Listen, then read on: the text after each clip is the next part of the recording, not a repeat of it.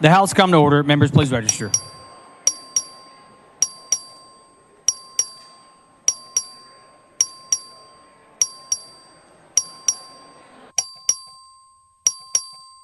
Have all members registered?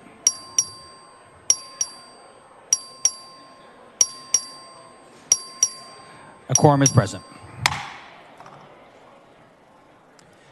Will the House and Gallery please rise for the invocation which will be offered by the chaplain.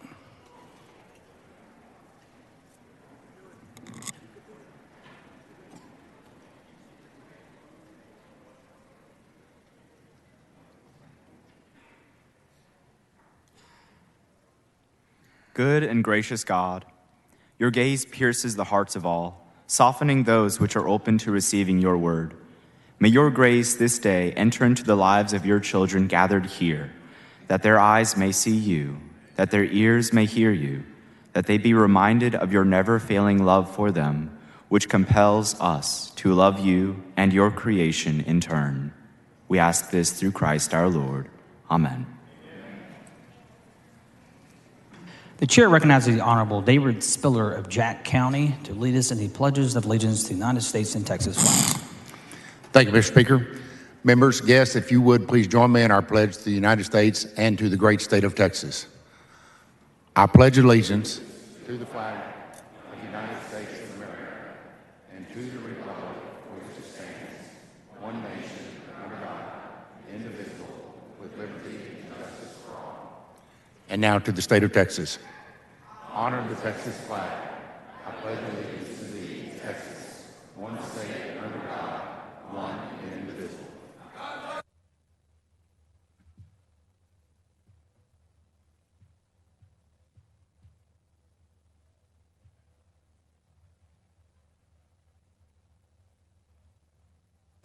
The chair will now hear excuses for absent members. Please excuse Mr. Martinez-Fisher because of important missing the district in the motion, Mr. Lopez.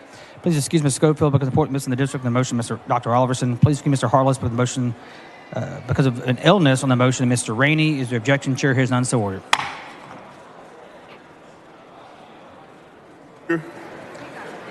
Mr. Speaker. Mr. Doorkeeper. Mr. Speaker, I have a messenger from the Senate at the door of the House. Admit the messenger. Mr. Speaker, I'm directed by the Senate to inform the House that the Senate has taken the following action. The Senate has passed the following measures. SB 8, Creighton, relating the public education, including parental rights and public school responsibilities regarding instructional materials and the establishment of an education savings account program. SB 9, Creighton, relating to the rights, certification, and compensation. Thank you, sir. The chair is pleased to recognize Dr. Burt Carter from Temple as the Doctor of the Day.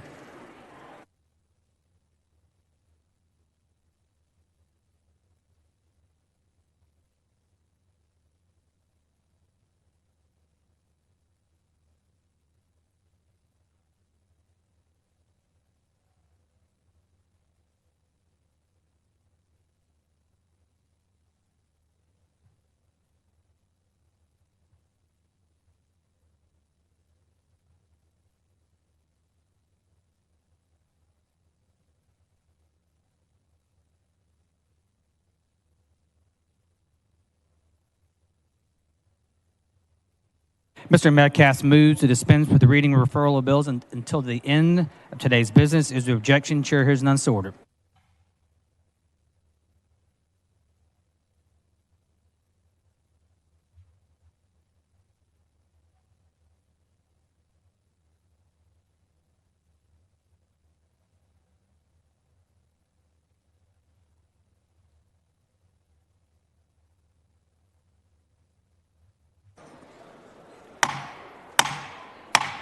Members, please take your seats. We have a memorial resolution.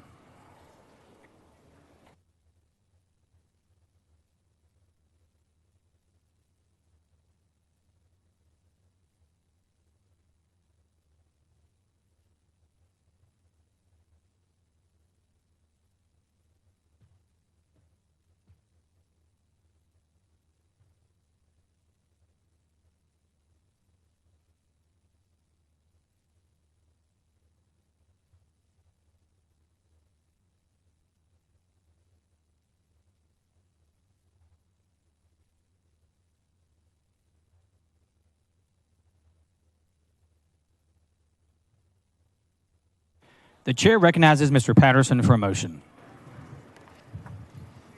Thank you, Mr. Speaker. I move to suspend all necessary rules and call up House Resolution 1055. Members, you heard the motion. Is there objection? The chair hears none, and the rules are suspended. The following resolution, the clerk will read the resolution. H.R. 1055 by Patterson in memory of Sergeant Bishop Elijah Evans of the Texas Army National Guard. The chair recognizes Mr. Patterson to explain the amendment. Thank you, Mr. Speaker. Thank you for allowing me the opportunity to present House Resolution 1055 in honor of Sergeant Bishop Evans this morning. Born on November 9th, 1999, Bishop Evans was raised by his grandmother, Joanne Johnson, primarily in San Antonio, where he participated in the Boy Scouts and played soccer. He then moved to Arlington to live with his Aunt Felicia, where he played football. Throughout high school, he served as a drill commander with the Junior ROTC and went on to serve as a Junior ROTC physical training team commander, demonstrating his excellence and commitment to service. Mr. Evans joined the Texas National Guard immediately out of high school, contributing to a hurricane response mission and serving in Kuwait and Iraq before being deployed to the southern border of Texas. Just about 1 year ago, on April 25th, 2022, National Guardsman Bishop Evans was serving on Operation Lone Star when 2 migrants began to drown in the Rio Grande River. Evans acted quickly and selflessly and jumped into the river to save the individuals. His heroic actions saved their lives from drowning, but he tragically died in the process. He was just 22 years old. Today in the gallery, we're joined by members of the Evans family, including Joanne Johnson, Danny Johnson, Felicia Pullen, and Kenya Williams. They're up here in the gallery. If you would please stand, we'd love to give you a round of applause for being here. Thank you for being here.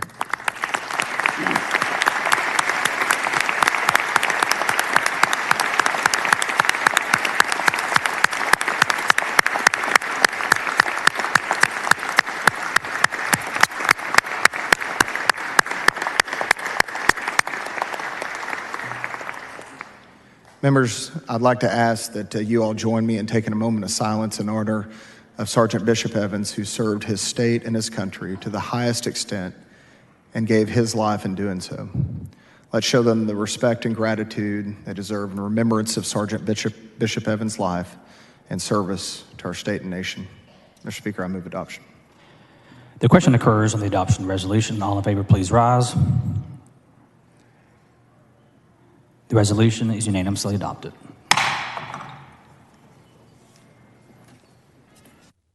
Mr. Turner moves out all members' names to the resolution. To objection, the chair hears none, so ordered.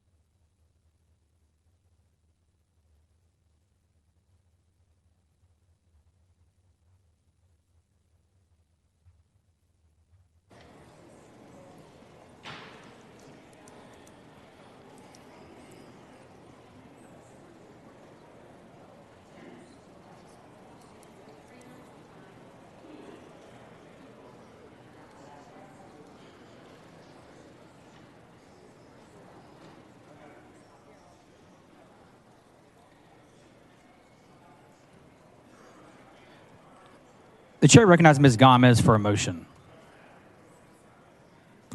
Thank you, Mr. Speaker. I move to suspend all necessary rules and take up H.R. number 898.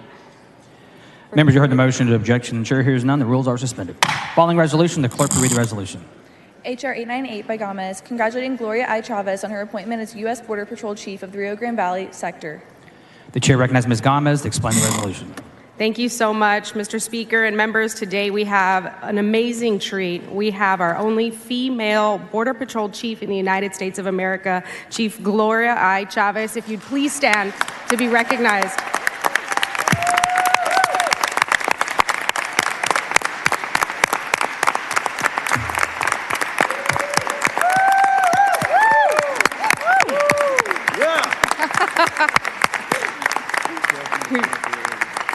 Chief Chavez, thank you so much for attending. Representative Lopez and I are honored to inform the members that you actually became the highest ranking female agent in the United States Border Patrol when you were appointed chief of the Rio Grande Valley sector on October 9th of 2022. Chief Chavez grew up in Brownsville, and we're so proud to have her. She graduated magna cum laude from Columbia Southern University with a bachelor's degree in criminal justice administration. Chief Chavez began her law enforcement career at the Nueces County Sheriff's Office and the Taft Police Department. After Chief Chavez joined the Border Patrol in 1995 as an agent, she worked her way up the ladder to become chief of Washington State's Spokane sector and California El Centro sector. In addition, Chief Chavez served as at the national headquarters as deputy chief for operations under the Law Enforcement Operations Directorate and as commander for the Customs and Border Protection Migration Crisis Team. Chief Chavez is a recipient of the U.S. Department of Homeland Security's Secretary's Silver Medal Award. She also holds a master's degree in Security Studies, Homeland Security, and Defense from the Naval Postgraduate School and is a graduate of the Senior Executive Fellows Program at Harvard's JFK School of Government. Chief Chavez has worked diligently to increase transparency and improve engagement with the border community, earning plaudits from local immigrant advocates. And thus, Chief Chavez, I would ask all members to give you a round of applause and thank you for all of your hard work and dedication to improving our national security.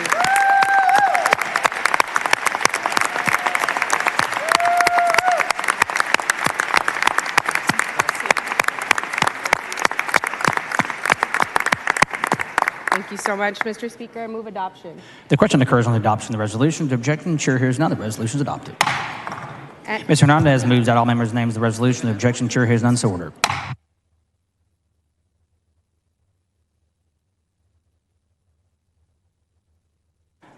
The chair recognizes Ms. Gomez for recognition. Mr. Speaker and members, thank you for allowing me the opportunity to recognize some other amazing female leaders that we have in the building today. If our amazing female leaders from Cameron County would please stand. Representative Lopez and I are so honored to recognize your leadership in South Texas. We are blessed to have you. Ladies and gentlemen, standing, we have with us our HHC Inspector General Sylvia Hernandez Kaufman, our BISD Board President Jessica Gonzalez, BISD Board Member Denise Garza, Board Member Daniela Lopez Valdez, Los Fresnos City Council Place 3, Gabriela Fernandez, Port Isabel ISD Board President Heather Scott, PISD Superintendent Teresa Alarcon Capistran, our South Padre Island Police Chief Claudine O'Carroll, our Harlingen Mayor Norma Sepulveda, our Cameron County At-Law Judge Estela Chavez Vasquez, our beautiful Cameron County District Clerk Laura Perez Reyes, our Justice of the Peace Cindy Hinojosa, Mary Esther Sorolla, Sally Gonzalez, and Juanita Janey Jaimes. We are honored to have you here in our presence, and we thank you for our leadership in Cameron County. Representative, and I know Representative Lopez also wanted to come up and say a few words of recognition and thanks.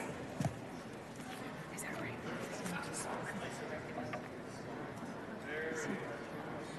He's busy. Just go ahead. You have to wait. I think you have to wait.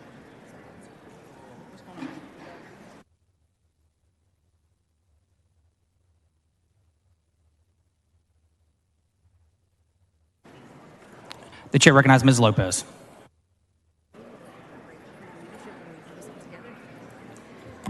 Thank you so much, leadership from Cameron County, ladies. We appreciate you being here. Welcome to the House.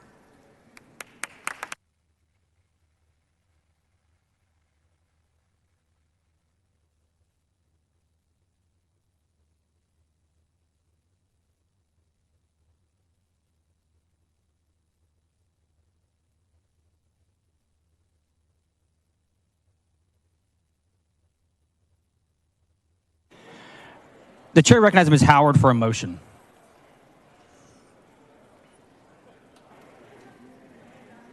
Thank you, Mr. Speaker. Members, I move to suspend all necessary rules to take up and consider House Resolution 100.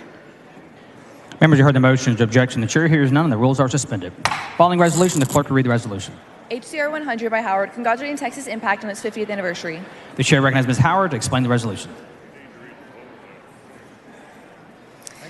Thank you, Mr. Speaker and members. Texas Impact was first established in 1973 following the Sharpstown scandal, which galvanized Protestant, Roman Catholic, Jewish, and other spiritual leaders in Texas to focus their attention on state government.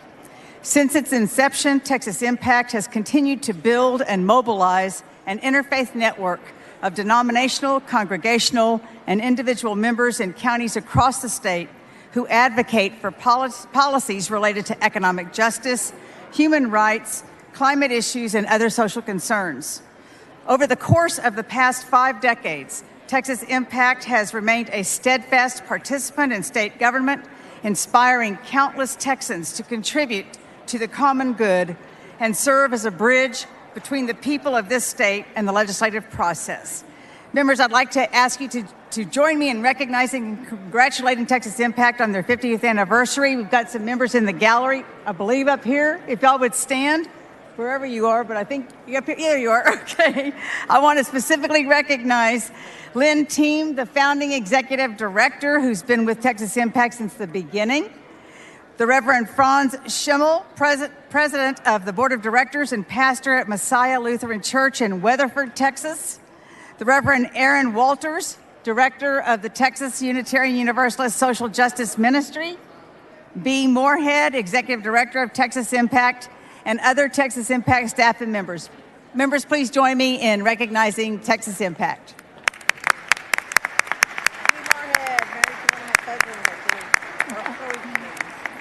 Mr. Speaker, I move adoption. The question occurs on the adoption of the resolution. The objection, chair hears none. The resolution is adopted.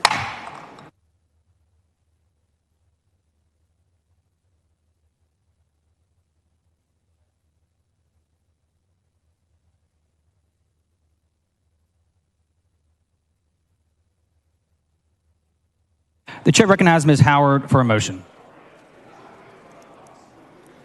Thank you, Mr. Speaker. Members, I move to suspend all necessary rules to take up and consider House Resolution 1011. Members, you heard the motion. The objection, chair hears none. The rules are suspended. Following resolution, the clerk will read the resolution.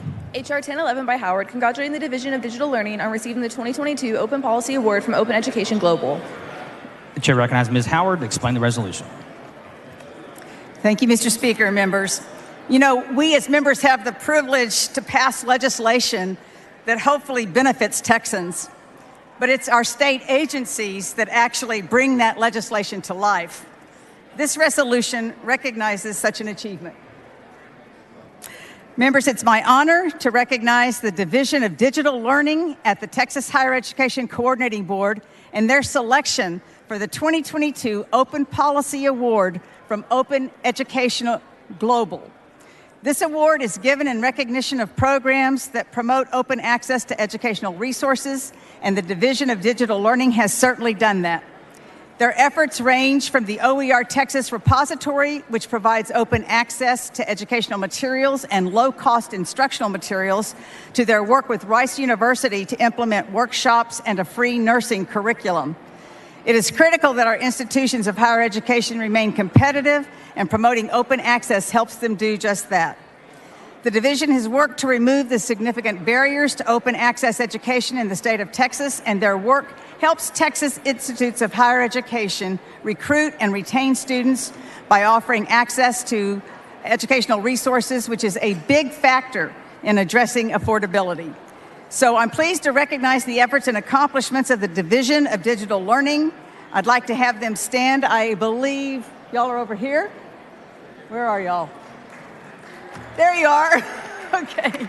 I want to recognize in particular Dr. Michelle Singh, Assistant Commissioner of Digital Learning, Dr. Kyla Torre, Director of Digital Learning, Carrie Gitz, Director of Digital Learning, Dr. Gwen Morrell, Director of Digital Learning, Dr. Marianne Maddox, Program Director, Dr. Elizabeth Tolman, Program Director, and Amy Zandy, Administrative Assistant.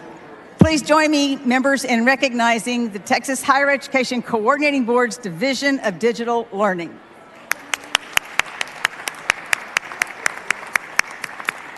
Mr. Speaker, I move adoption. The question occurs on the adoption of the resolution. There's objection. Chair hears none. The resolution is adopted.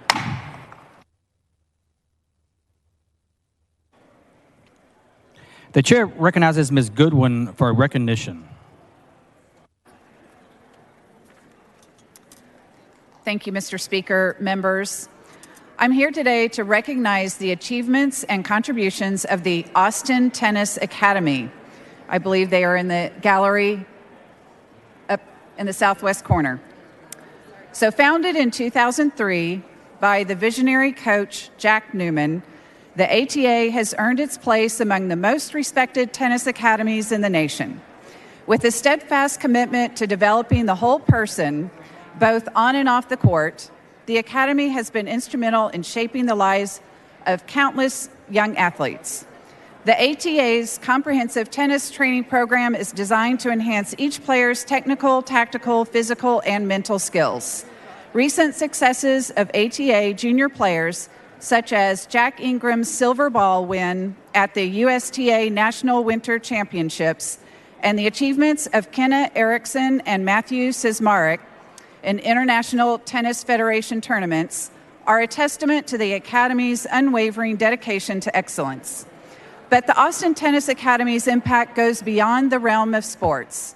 For instance, the ATA is actively involved with a Glimmer of Hope Foundation, a philanthropic organization with a mission to eradicate poverty in Ethiopia by investing in sustainable initiatives such as clean water, healthcare, education, and economic development. The Praying for Glimmer campaign has become one of the most significant fundraising events for the organization, raising over $600,000 for the foundation's mission.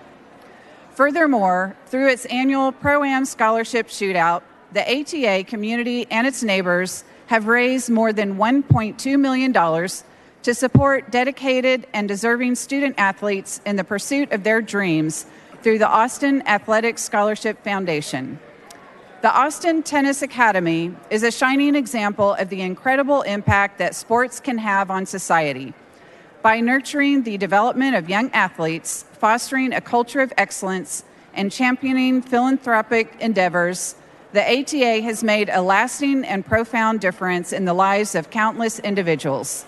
Let us come together in recognition of the Austin Tennis Academy's remarkable achievements and its unwavering commitment to positive change.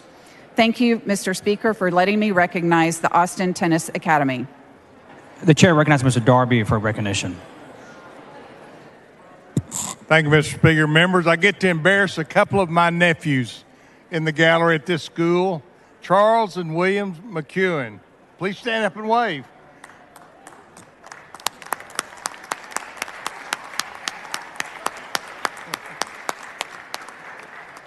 Thank you, Mr. Speaker.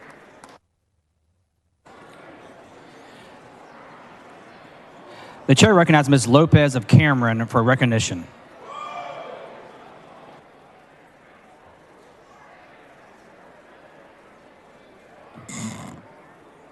Thank you, Mr. Speaker. Members, I stand before you today to recognize the vital work of professional counselors in Texas. As we approach April 11, 2023, the Texas Counseling Association Advocacy Day, it's essential to acknowledge the significant contributions of more than 13,000 certified school counselors and 34,000 licensed professional counselors and LPC associates in Texas. The efforts of professional counselors often go unnoticed, but their impact on mental health, campus safety, and academic success cannot be overstated. Through comprehensive school counseling programs, professional school counselors help students address their social, emotional, and academic needs, ensuring that they succeed in school and beyond. Texas Counseling Association Advocacy Day provides an opportunity to honor the tireless work of these professionals to improve the quality of life for Texans and residents in our schools and our communities, which makes our life safer. As such, the House of Representatives of the 88th Texas Legislature commemorates you, Texas Counseling Association, on this Advocacy Day. We extend our sincere best wishes to all of you in the organization and wish you continued success. Counselors, please rise to be recognized.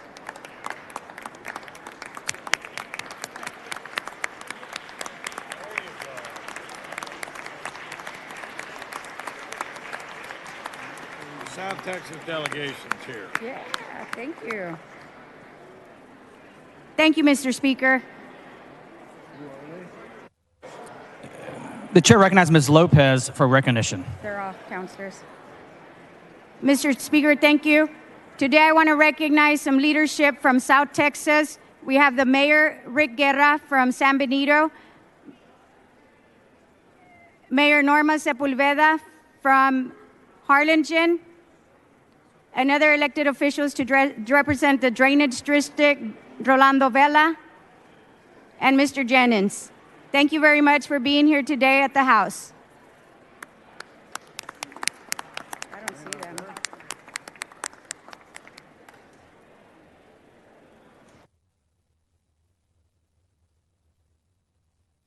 The chair recognizes Ms. Ramos for recognition. Thank you, Mr. Speaker. Members, I am honored to be able to recognize the student members of the Swear to Care Mental Health Awareness Campaign who are visiting today to take part in the students engaged in Advancing Texas Day at the state capitol. These amazing students have set an inspiring example of activism in the area of youth mental health. They are dedicated to addressing the urgent mental health crisis that our youth are facing by fostering a greater understanding of the issue and normalizing the seeking of assistance and therapy. Students, if you're here today, please stand up in the gallery. No, we had a few students here. I don't know where they are. Okay. Well, I want to thank you and also apologize on behalf of lawmakers in Texas because youth mental health should not be an issue that our high school students are focusing on. Should be focusing on your education, and I pray that we do better by you all and all our youth in the state of Texas. Thank you so much, and I want to recognize especially their founder, Soha Joshwant, and the core team leaders who are present at the Capitol today or who are on their way. Thank you so much, members. The chair recognizes Mr. Allison for recognition. Thank you, Mr. Speaker. Members, today we have a special group of guests in the Capitol. We have over 70 school board members from around the state. They've finally been able to get into the gallery. I'd ask them to stand to be recognized. I know a number of us served on school boards, so we know what they are going through and what they do for the state. I want to recognize them and welcome to your Capitol. Have a great day. Thank you, Mr. Speaker.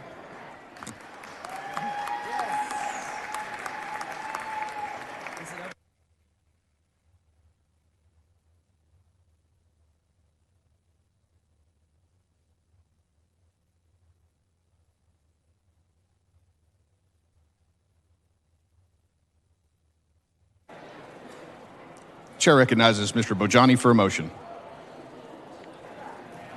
Thank you, Mr. Speaker. I would like to suspend all necessary rules to take up H.R. 1005. Members, you've heard the motion. Is there objection? The chair hears none. So ordered. Following resolution, the clerk will read the resolution. H.R. 1005 by Bojani, recognizing the student advocates for Speech Club and ULIS on the occasion of students engaged in Advancing Texas Day at the state capitol on April 11th, 2023. The chair recognizes Mr. Bojani to explain the resolution. Thank you, Mr. Speaker and members. I'm so proud to welcome students from HD 92's very own Trinity High School here participating in Students Engaged in Advanced Texas Day at the Capitol. Welcome to the Texas Capitol. Nothing gives me more hope for our future than seeing our youth engaging in their civic duty. Thank you all for being here. Student Advocates for Speech is a Trinity High School club that is focused on civic engagement. They are led by President Datavion Daniels. This group of inspiring young students understands the value of getting involved in their communities, making their voices heard, and participating in civic responsibility. All of this before most of them can even vote. I want to encourage everyone in the gallery to continue to show up for your communities, show up for your schools, and show up for yourselves. I'm so proud of you all, and I look forward to seeing each of you and how you make the change in the world. Thank you, Mr. Speaker. I move passage. The question occurs on the adoption of the resolution. Is there objection? The chair hears none, and the resolution is adopted.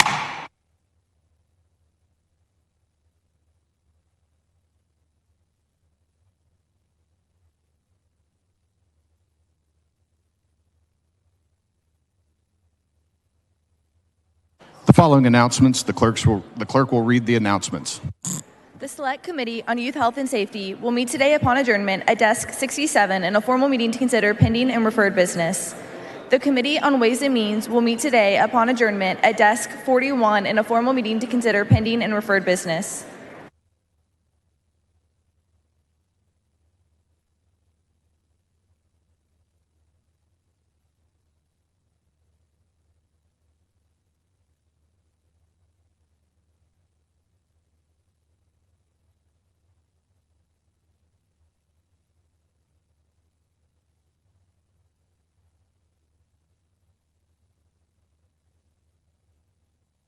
Is Mr. Metcalf on the floor of the House?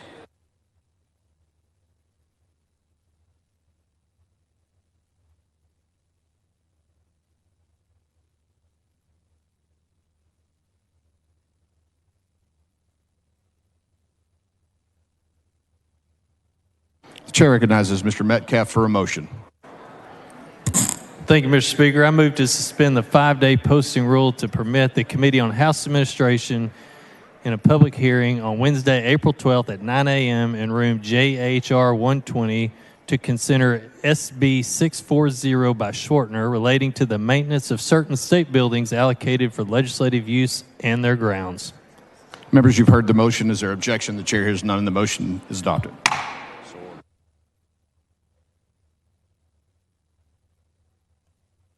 Chair recognizes Mr. Guerra for a motion. Yes, Mr. Speaker, I move to set a congratulatory and memorial resolutions calendar for 9 a.m. Friday, April the 14th. Members, you've heard the motion. Is there objection? The chair hears none, so ordered.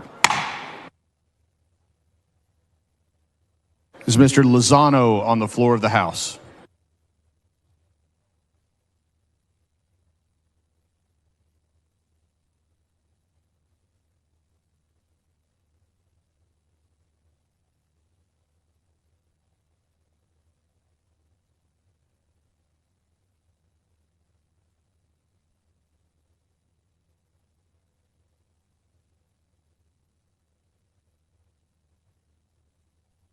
The chair recognizes Mr. Lozano for a motion. Mr. Speaker, I move to suspend the 5-day posting rule to permit the Committee on Urban Affairs in a public hearing today at 2 p.m. or upon final adjournment, recess, or bill referral, if permission granted, in room E2.028 to consider HB 3844 by Lozano relating to certain procedural requirements for public improvement districts and transfers of property located in public improvement districts. Members, you've heard the motion. Is there objection? The chair hears none, so ordered.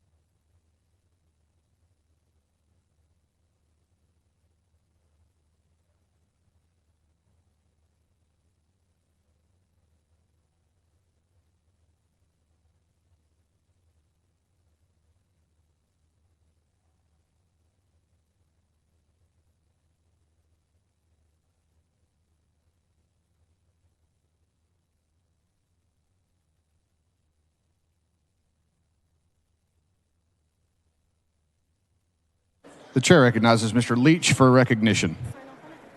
Thank you, Mr. Speaker. Members, if I could have your attention real quick, I want to take this opportunity to recognize two very special visitors in the gallery. Craig Goldman's parents are here. Craig Goldman, Mr. and Mrs. Goldman, if you'll stand up. Stand up. And also, members, Representative Goldman is here as well, so give him.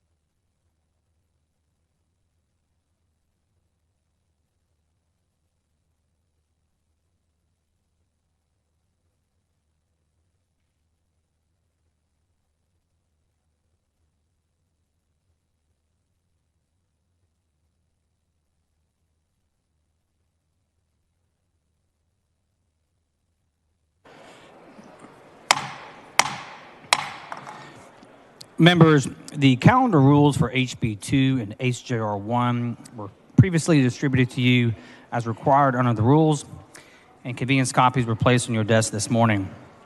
We will consider each rule separately, and debate is subject to the 3-minute pro-con rule. The chair lays out.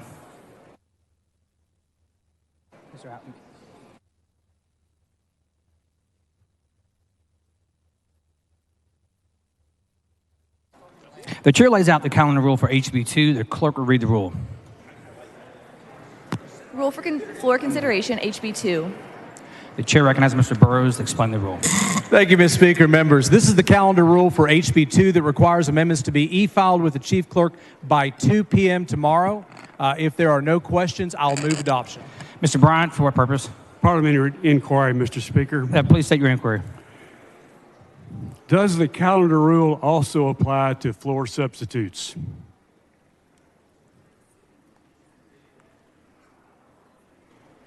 That is a question for the author of the calendar rule, Mr. Burrows. Parliamentary inquiry, Mr. Speaker. Please state your inquiry. What is the rule for the introduction of floor substitutes? Specifically, when does it have to be introduced?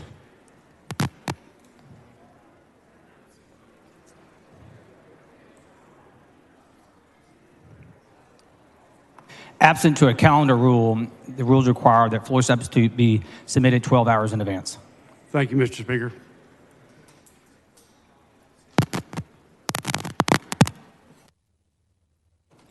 The chair recognizes Mr. Burrows. I move adoption.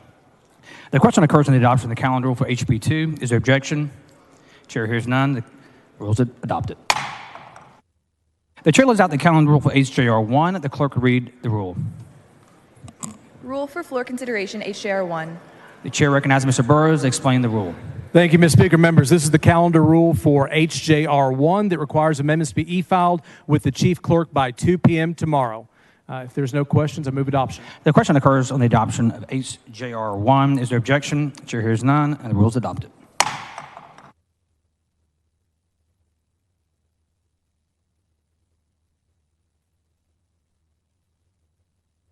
Remember, the calendar rules for HB 2 and HJR 1 require amendments to be e-filed with the chief clerk by 2 p.m. tomorrow.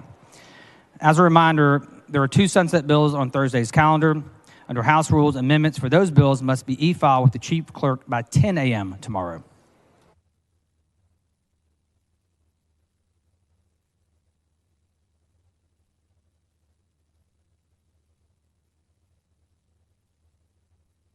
Members, we're about to go on the calendar. If you have a bill, please be ready.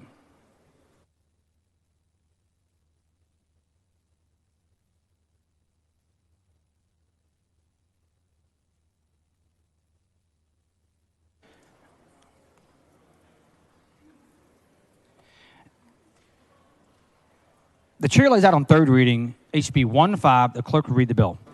HB 1.5 by Thompson of Harris relating to the creation of the Mental Health and Brain Research Institute of Texas. The chair recognizes Ms. Thompson to explain the bill. Mr. Speaker, members, this is a bill we passed on yesterday, and I move final passage. The question occurs on final passage of HB 1.5. This is record vote. The clerk will ring the bell. Show Ms. Thompson of Harris voting aye. Mr. Craddock voting aye. Show Mr. Bella Montgomery voting aye. Show Mr. Paul voting aye. All members vote. There have been 116 ayes and 29 nays. HB 1.5 is finally passed.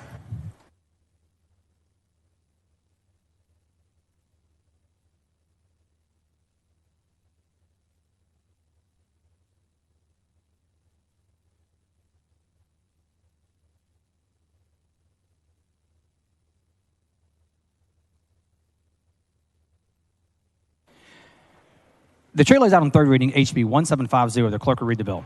HB 1750 by Burns relating to the applicability of certain city requirements to agricultural operations. The chair recognizes Mr. Burns to explain the bill. Thank you, Mr. Speaker. Members, this is House Bill 1750, the Right to Farm Act. I had a question from some members, though, about use of the term imminent and imminent danger, where we allow cities to regulate when there's imminent danger. Of course, that means the purpose is for a city to show that there is going to be danger, that there is something bad that could happen, that it is imminent, that there is definitely harm that could happen, and so it could be regulated. And the term imminent that we're using was my intention, and the intention should be that imminent means such that a danger exists which could reasonably be expected to cause death or serious physical harm immediately or before the imminence of such danger could be eliminated. I hope that answers the question. I believe it does. Ms. Morales Shaw, for what purpose? Yes. Will the gentleman yield for a couple of questions? Would the gentleman yield for questions? Yes, Thank ma'am. you. Gentleman yields. Thank you, Rep. I just wanted to ask a couple of things on your bill. I wanted to know who makes the decision about whether it's considered an imminent danger. Ultimately, the council, of course, they would have to, have a study or a process, and it's in the bill where they would show and demonstrate how a particular practice or whatever would cause imminent danger, and then they would make that determination, and if they could show and can show that it is dangerous, then they would be able to regulate that. Do you have a couple of examples of what would be considered an imminent danger? You bet. For example, if let's say a corn crop at an intersection and there was no setback, and it was right up to the, you know, the highway line or whatever, that would pose a threat of imminent danger because you couldn't see traffic and coming in either direction. That would be an example that would be in the case. Or let's say if you had cattle or livestock on a piece of property and you didn't maintain your fences, and the cattle could get out in the traffic, and that would pose a threat of imminent danger as well. Okay, thank you. Is there any part of regulation that's grandfathered in, or how is that treated with your bill? So the original Right to Farm Act was created in 1981.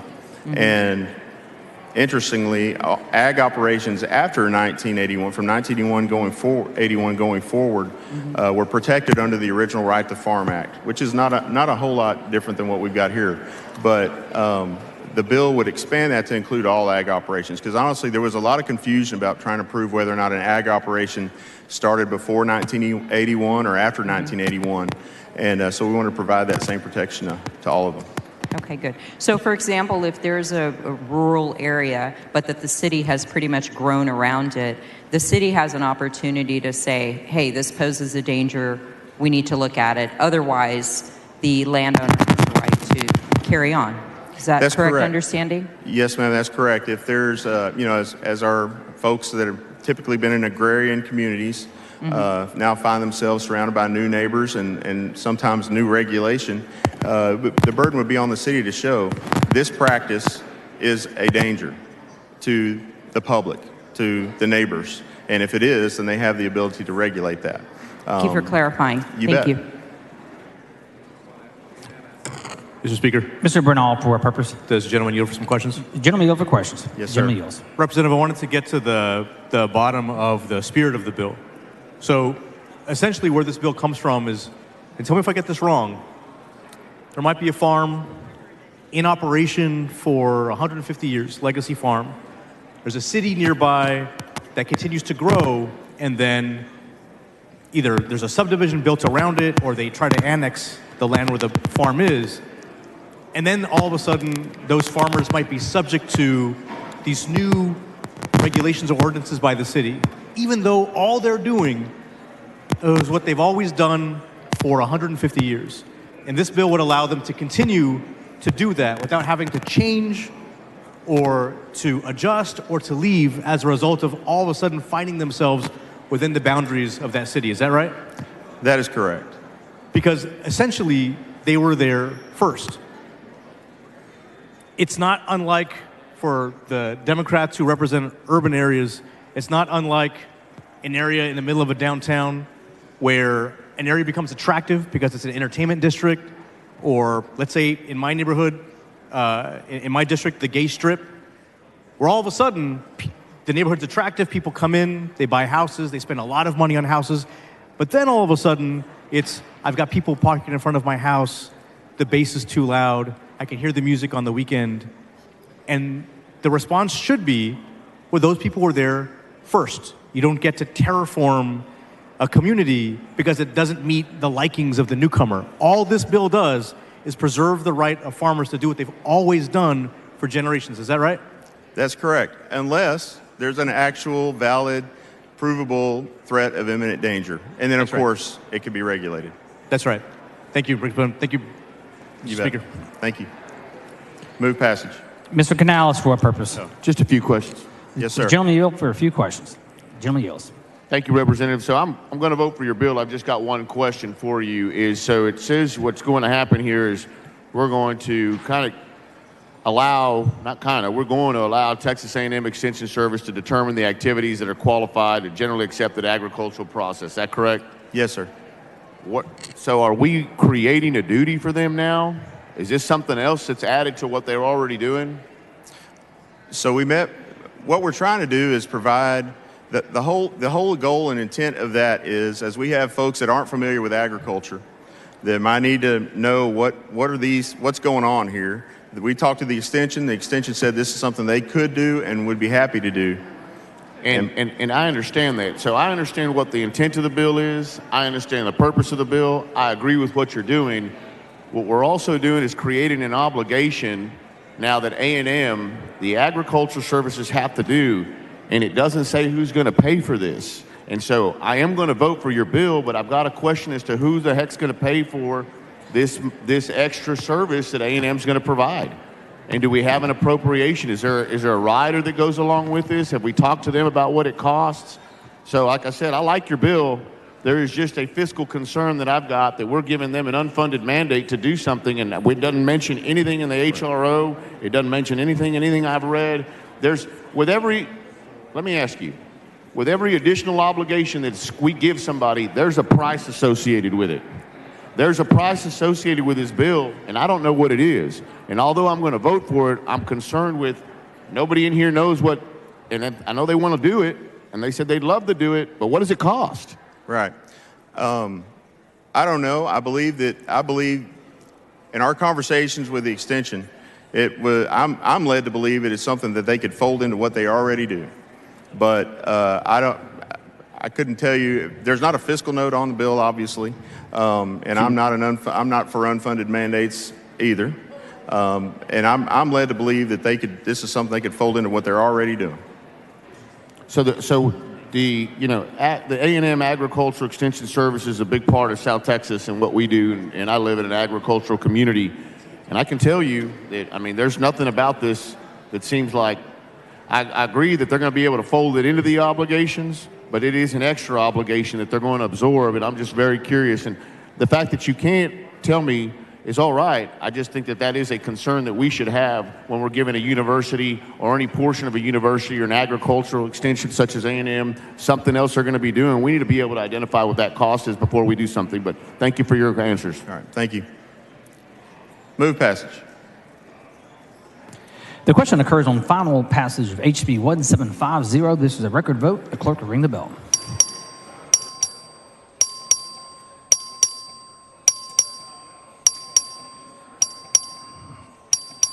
All members voted.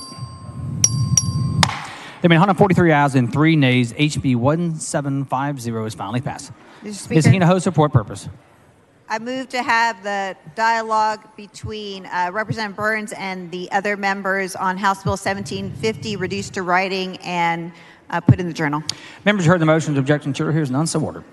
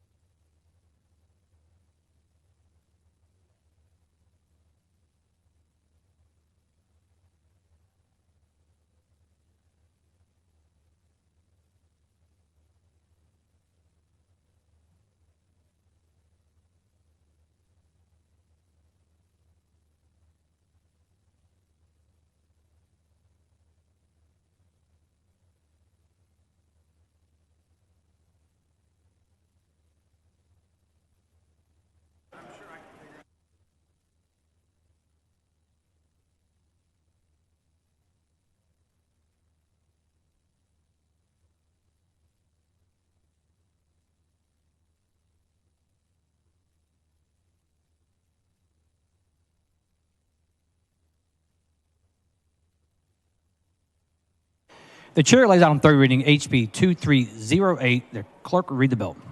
HB 2308 by Ashby relating to nuisance actions and other actions against agriculture operations. The chair recognizes Mr. Ashby to explain the bill. Thank you, Mr. Speaker. Members, this bill we passed yesterday updates the Right to Farm Act for ag operations in rural areas. Move passage. The question occurs on final passage of HB 2308. This is a record vote. The clerk will ring the bell. Show Mr. Ashby voting aye. Mr. Kemple voting aye. Have all members voted? There being 142 ayes and 1 nay, HB 2308 is finally passed. The chair lays out on third reading HB 450. The clerk will read the bill. HB 450 by Craddock relating to a cause of action for the bad faith washout of an overriding royalty interest in an oil and gas lease. The chair recognizes Mr. Craddock to explain the bill. Mr. Speaker, members, this is the bad faith washout bill that we passed yesterday. I move final passage. The question occurs on final passage of HB 450. This is a record vote. The clerk will ring the bell. Show Mr. Craddock voting aye.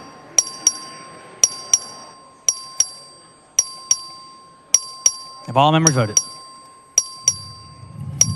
There are 143 ayes and 0 nays. HB 450 is finally passed. The chair lays out on third reading HB 1699. The clerk will read the bill. HB 1699 by King of Uvalde relating to the authority of the Evergreen Underground Water Conservation District to impose certain fees. The chair recognizes Mr. King of Uvalde to explain the bill. Thank you, Mr. Speaker and members. This is a bill that allows the Evergreen Underground Water Conservation District to adjust their export fee and raise it in the event that they have some large export projects and need to mitigate some of the damages that might be caused by those large export projects. I move passage. The question occurs on final passage of HB 1699. This is a record vote. The clerk will ring the bell. Mr. King of Uvalde voting aye. Mr. Goldman voting aye. Have all members voted? There have been 118 ayes and 26 nays. HB 1699 is finally passed. The chair lays out on third reading HB 393. The clerk will read the bill.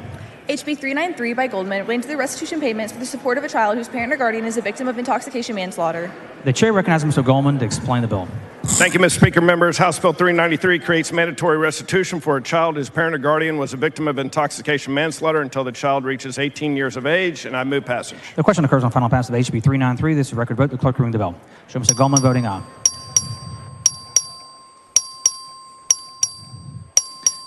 Have all members voted? There have been 142 ayes and 0 nays. HB 393 is finally passed. The chair lays out on third reading HB 242. The clerk will read the bill. HB 242 by Howard relating to liability for the donation and distribution of feminine hygiene products. The chair recognizes Ms. Howard to explain the bill. Thank you, Mr. Speaker. Members, HB 242 just allows for the donation and distribution of feminine hygiene products without liability. Move passage. The question occurs on final passage of HB 242. This is a record vote. The clerk will ring the bell. Show Ms. Howard voting aye. Show Mr. Leach voting aye. Mr. Bella Montgomery voting aye. Have all members voted? There are 145 ayes and 0 nays. HB 242 is finally passed. The chair lays out on third reading HB 1382. The clerk will read the bill. HB 1382 by Hernandez relating to the public sale of real property taken in execution of a judgment. The chair recognizes Mrs. Hernandez to explain the bill. Thank you, Mr. Speaker and members. House Bill 1382 would allow counties the option to adopt rules to offer online bidding for private execution sales. I move passage. The question occurs on final passage of HB 1382. This is a record vote. The clerk will ring the bell. Show Ms. Hernandez voting aye. Have all members voted? There have been 143 ayes and 0 nays. HB 1382 is finally passed. The chair lays out on third reading HB 1748. The clerk will read the bill. HB 1748 by Leach relating to the use of a fast mile and signature on certain public securities and related certificates. The chair recognizes Mr. Leach to explain the bill. Thank you, Mr. Speaker. Members, this bill relates to the use of a facsimile signature on certain public securities and related certificates. I move passage. The question occurs on final passage of HB 1748. This is a record vote. The clerk will ring the bell. Show Mr. Leach voting aye. Have all members voted?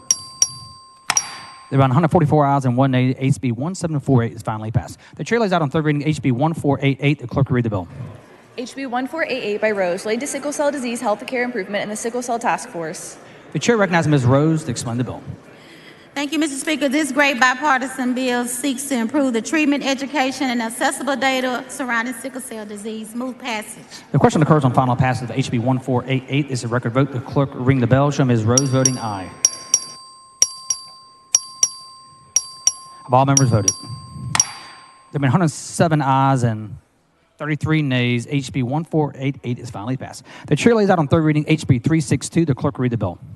HB 362 by Alverson relating to the use, possession, delivery, or manufacture of testing equipment that identifies the presence of fentanyl, alpha-methylfentanyl, or any other derivative of fentanyl. The chair recognizes Dr. Oliverson to explain the bill.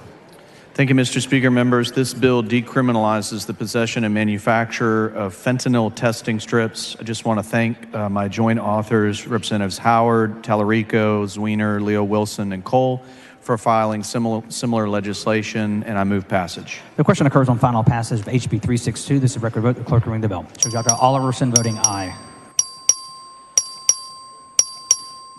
Have all members voted? There have been 143 ayes and 2 nays. HB 362 is finally passed.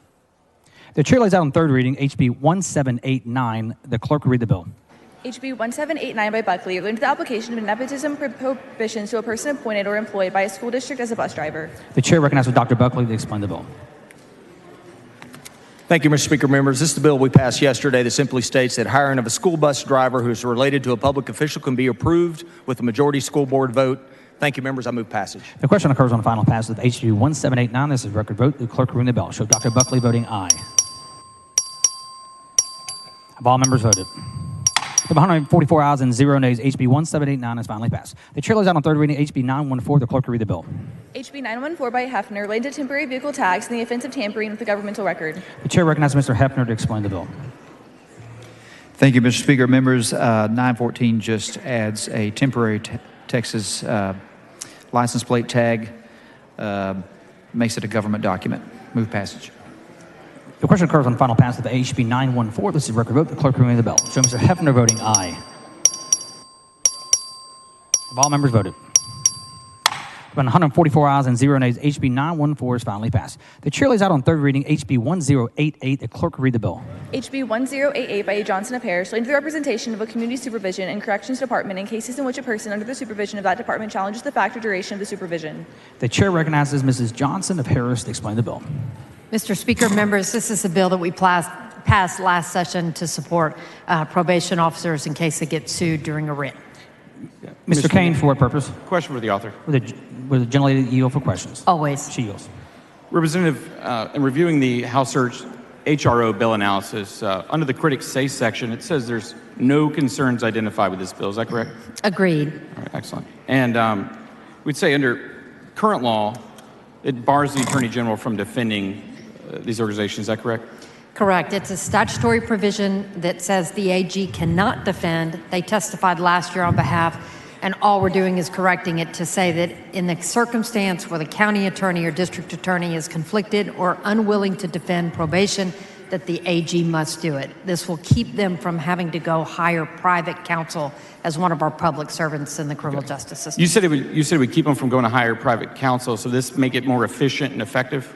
Absolutely. And we had one of those private counsel testify in support of this bill, saying that what they were being asked to do was outside their lane, that these are things that the AG or the county or district attorney can do and do all the time. It's just a statutory provision that's kept community supervision out of it. So we could save tax dollars with this bill? Absolutely. It's a good bill, and I'm glad you asked. Thank you, ma'am. I'll be voting for it. Thank you, Briscoe, or Mr. Chairman. Move passage. The question occurs on final pass of HB 1088. This is a record vote. The clerk will ring the bell.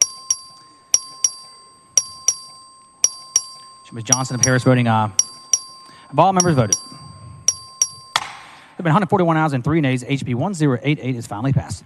The chair lays out on third reading HB 879. The clerk will read the bill. HB 879 by Cook, related to the qualifications required to hold the office of constable in certain counties. The chair recognizes Mr. Cook to explain the bill. Thank you, Mr. Speaker. Members, this is the constable qualifications bill that we passed yesterday. I move passage. The question occurs on final pass of HB 879. This is a record vote. The clerk will ring the bell. Show Mr. Cook voting aye. Have all members voted? Have all members voted? There have been 120 ayes and 25 nays. HB 879 is finally passed. The chair lays out on third reading HB 793. The clerk will read the bill. HB 793 by Noble, related to the selection and reimbursement of certain persons providing services required under a service plan filed by the Department of Family and Protective Services. The chair recognizes Ms. Noble to explain the bill. Thank you, Mr. Speaker. Members, this bill gives Texas parents more opportunities to reunite with their children in foster care. Move passage. The question occurs on final passage of HB 793. This is a record vote. The clerk will ring the bell. Have all members voted? There have been 144 ayes and 1 nay. HB 793 is finally passed. Members, we're about to begin Major State Calendar, second reading.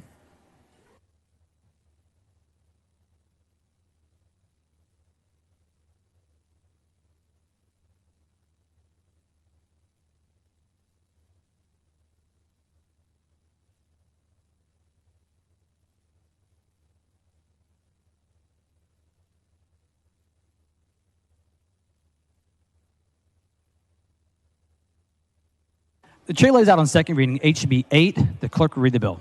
HB 8 by Van Dever, relating to the administration, coordination, and support of public higher education, including the Public Junior College State Finance Program and an Advanced Career in Education ACE Scholarship Program for students enrolled in dual credit courses. The chair recognizes Mr. Van Dever to explain the bill. Thank you, Mr. Speaker. Members, this is the Community College Finance Bill that is a result of the years-long work that the Community College Finance Commission did. This is a reset of community college funding, breaking it out into performance funding primarily. And with that, I move passage. Does any member wish to speak for or against or on the bill? Hearing none. The question occurs on passage of engrossment of HB 8. All in favor say aye. Opposed say nay. HB 8 is passed in engrossment.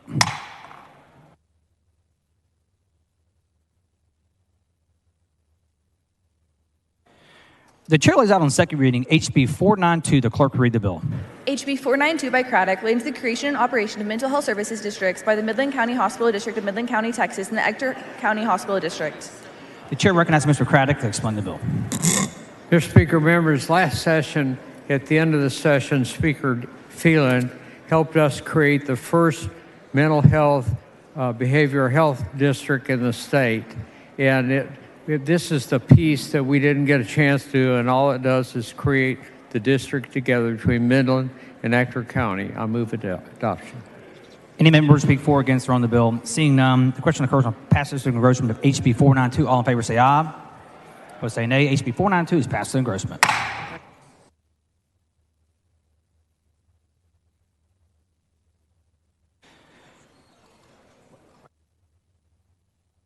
The chair lays out on second reading HB 1024. The clerk will read the bill. HB 1024 by Thompson Parish relating to the value of a residential dwelling offered or awarded as a prize at its charitable raffle. The chair recognizes Ms. Thompson of Harris for a motion. Mr. Speaker, I move to postpone further consideration of House Bill 1024 until Monday, April the 17th at 10 a.m. Members, you heard the motion. Objection? Sure. Here's none. So ordered.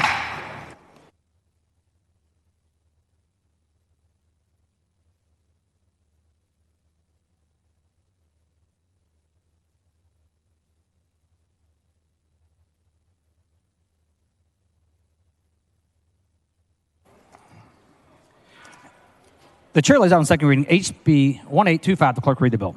HB 1825 by Turner relating to the consumption, possession, and sale of alcoholic beverages at certain performing arts facilities owned by certain school districts. The chair recognizes Mr. Turner to explain the bill. Thank you, Mr. Speaker. Members, this is a local bill that would only affect Arlington Independent School District. It would allow Arlington ISD Board of Trustees to adopt a policy allowing the consumption, possession, and sale of an alcoholic beverage at a non-school related event held at the district's world-class Center for Visual and Performing Arts. And I move passage. Any member wish to speak for or against or on the bill? Seeing none, the question occurs on passage of engrossment of HB 1825. A record vote has been requested by Ms. Isaac. A record vote has been granted. Clerk will ring the bell. Mr. Tenderholt voting aye. Mr. Turner voting aye. Ms. Weiner voting aye. Mr. Guerra voting aye. Ms.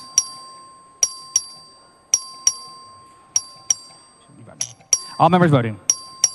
There have been 106 ayes and 38 nays. HB 1825 is passed in engrossment.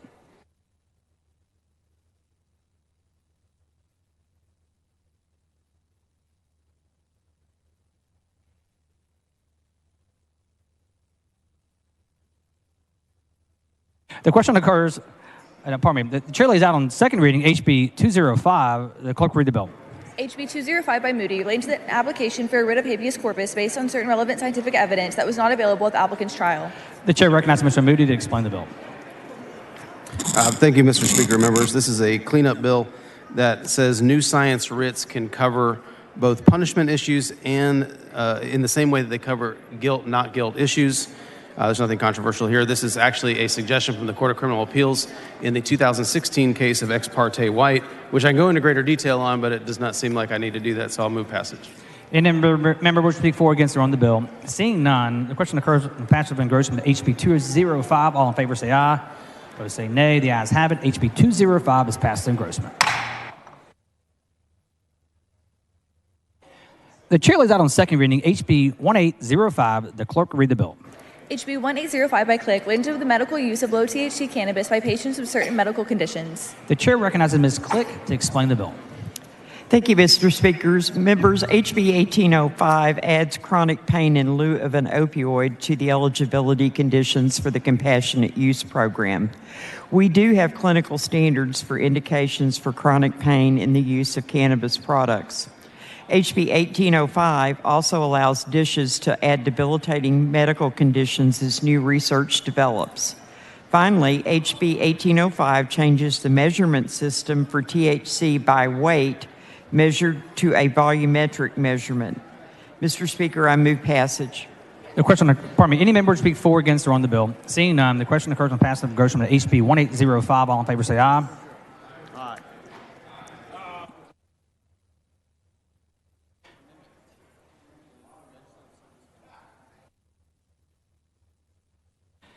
Backup members, Dr. Anderson has requested a record of vote on passage of engrossment of HB 1805. The clerk will ring the bell. Show Ms. Click voting aye, Dr. Officer voting aye, Mr. Toth voting aye, Dr. Lalani voting aye, Ms. Swanson voting aye, Ms. Swanson voting aye, Ms. Button voting aye. Have all members voted? Ms. Rose voting aye. Have all members voted? 121 ayes and 23 nays. HB 1805 is passed in engrossment. The chair lays out on second reading HB 728. The clerk will read the bill. HB 728 by Rose, laid to the Statewide Interagency Aging Services Coordinating Council. The chair recognizes Ms. Rose to explain the bill. Thank you, Mr. Speaker. Members, Texas will soon have the second largest age population in the United States. The number of Texans aged 65 plus will have grown by 3 million between 2010 and 2030. House Bill 728 establishes the Interagency Aging Service Coordinating Council. With that, move passage. The question occurs on passage from engrossment to HB 728. A record of vote has been requested by Ms. Isaac. Record vote granted. Clerk will ring the bell. Show Ms. Rose voting aye. All members voting. Mr. Cortez voting aye. There have been 92 ayes and 52 nays. HB 728 is passed in engrossment. The chair lays out on third reading HB 2970. The clerk will read the bill. HB 2970 by Guillen, relating to the municipal regulation of HUD code manufactured homes. The chair recognizes Mr. Guillen to explain the bill on second reading. Thank you, Mr. Speaker. Members, this bill calls for the placement of new HUD code manufactured homes in zoned areas for detached residential single-family or duplex dwellings as long as the HUD code manufactured home matches the value of the surrounding homes and complies with local placement standards, aesthetics, and building setbacks. Mr. Canales, for what purpose? Few questions for the author. The gentleman yield for questions. Mr. Guillen, Gentleman thank you. So what your bill does, it says no matter where, the city's going to be required to allow someone to put a manufactured home anywhere zoned residential.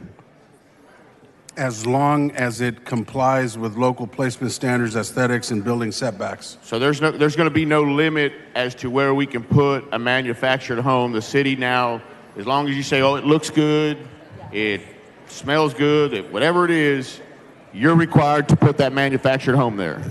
As long as it meets that quality of building code in that area. Thank you. Move passage. Any member who speak for or against on the bill? Record vote, please. The question occurs on passage of engrossment HB 2970. A record vote has been requested by Mr. Canales. The record vote has been granted. The clerk will ring the bell.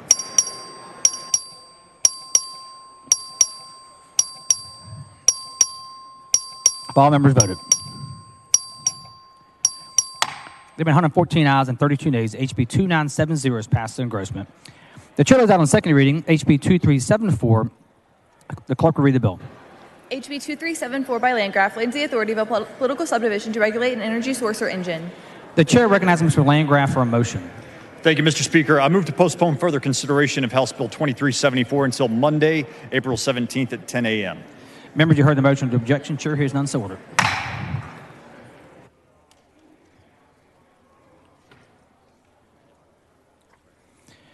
The chair lays out on second reading HB 797. The clerk will read the bill. HB HB 797 by Button relating to education requirements for an applicant to take the uniform CPA examination. The chair recognizes Ms. Button for a motion. Thank you, Mr. Speaker.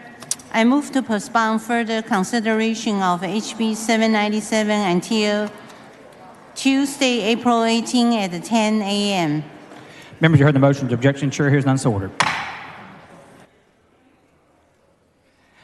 The chair lays out on second reading HB 1422. The clerk will read the bill. HB 1422 by Metcalf relating to daylight savings time. The chair recognizes Mr. Metcalf to explain the bill. Thank you, Mr. Speaker. Members, the antiquated practice of springing forward and falling back and changing our clocks twice a year is frustrating to many Texans. Yes. I appreciate your support. House Bill 1422 would authorize the observation of daylight savings time year-round. However, please note that the state of Texas would still need federal approval for this to occur.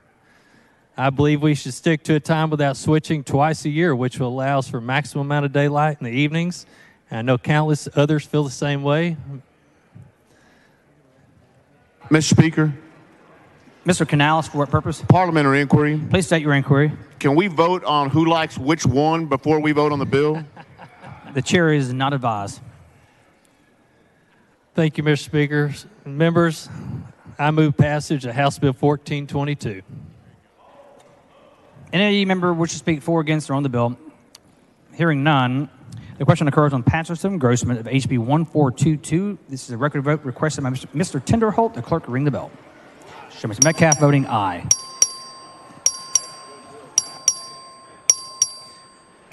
Have all members voted? 136 ayes and 5 nays. HB 1422 is passed in engrossment.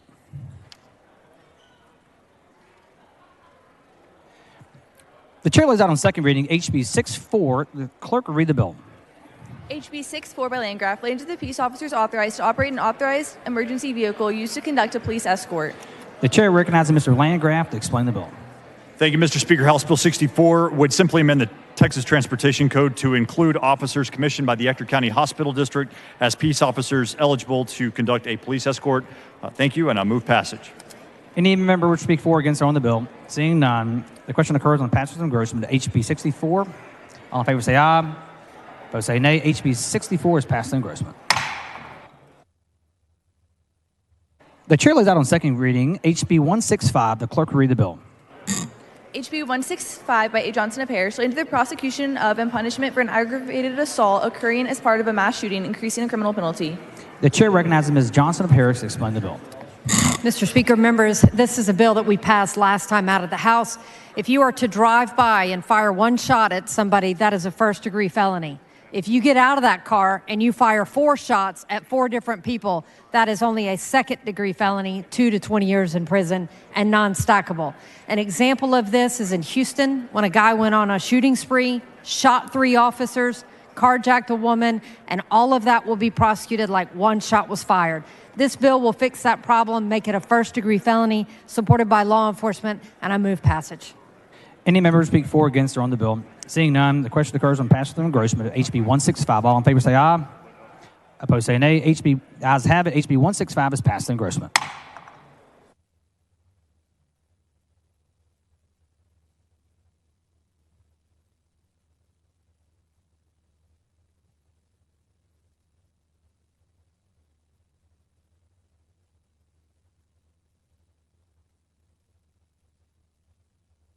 The chair lays out on second reading HB 90. The clerk will read the bill. HB 90 by Patterson relating to benefits for certain members of the Texas Military Forces and survivors of members of the Texas Military Forces. The chair recognizes Mr. Patterson to explain the bill. Thank you, Mr. Speaker, and thank you for making this a priority of yours this session. House Bill 90, the Bishop Evans Act, will provide Texas military forces serving under state active duty status with guaranteed death benefits for their surviving family members and workers' compensation provisions regarding transportation coverage, expedited case review, and PTS coverage. This legislation will bring needed parity to our service members serving on state active duty. Mr. Speaker, I do have one amendment.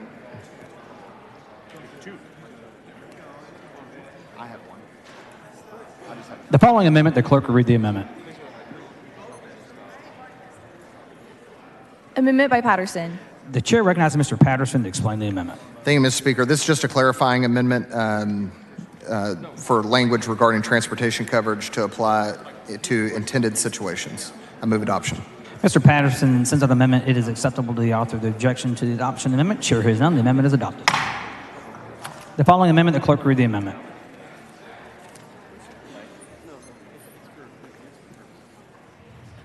Amendment by Turner. The chair recognizes Mr. Turner to explain the amendment. Thank you, Mr. Speaker. Members, this amendment would simply allow a member of the Texas National Guard's designated beneficiary to collect their guaranteed benefits in the event that the Guardsman dies in the line of service. And I appreciate Representative Patterson working with me on this, and it is acceptable to the author. Move adoption. Mr. Turner sends up an amendment. It is acceptable to the author. The objection to the adoption amendment. Chair hears none. The amendment is adopted. Following amendment, the clerk will read the amendment.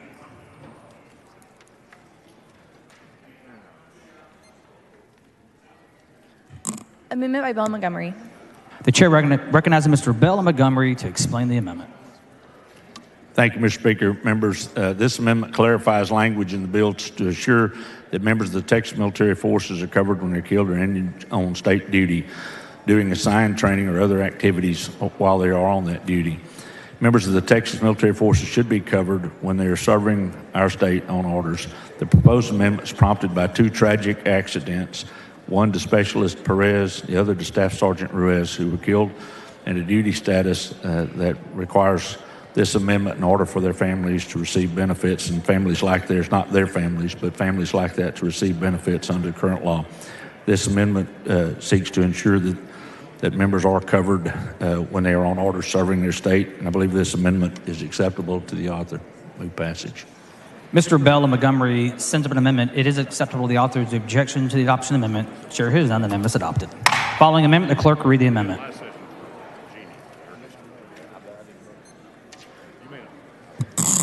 Amendment by Murr. The chair recognizes Mr. Murr to explain the amendment. Mr. Speaker, members, this amendment simply ensures that all who are entitled to benefits actually receive benefits, and it is acceptable to the author. Move adoption. Mr. Murr sends up an amendment. It is acceptable to the author's objection to the adoption amendment. The chair hears none. The amendment is adopted. Any member who speak for or against or on the bill? The chair recognizes Mr. Patterson to close on the bill. Thank you, Mr. Speaker. I move passage. The question occurs on the passage to the engrossment of HB 90. All in favor say aye. Opposed say nay. The ayes have it. HB 90 is passed to engrossment.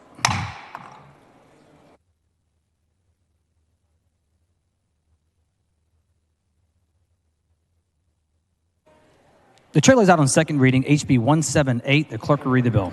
HB 178 by Murr, related to testing possible controlled substances, evidence for fentanyl. The chair recognizes Mr. Murr to explain the bill.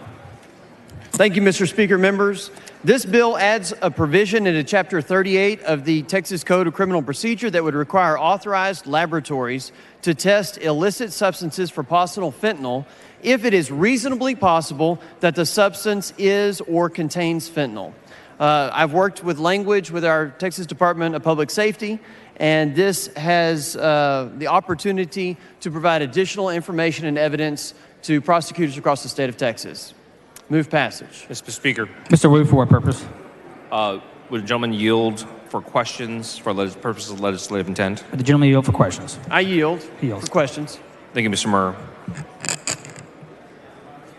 Your legislation says a test must be performed if it meets certain criteria, correct? Yes, that's correct. Okay, and the criteria is that that the evidence may be a controlled substance and it's reasonably possible for it to contain fentanyl. That is the language in the bill, yes, sir. So I just want to be clear that any drug evidence that's collected could contain fentanyl. Would that be fair? I think that's a fair conclusion that you would derive from that, but that doesn't necessarily read into the reasonably possible measure there.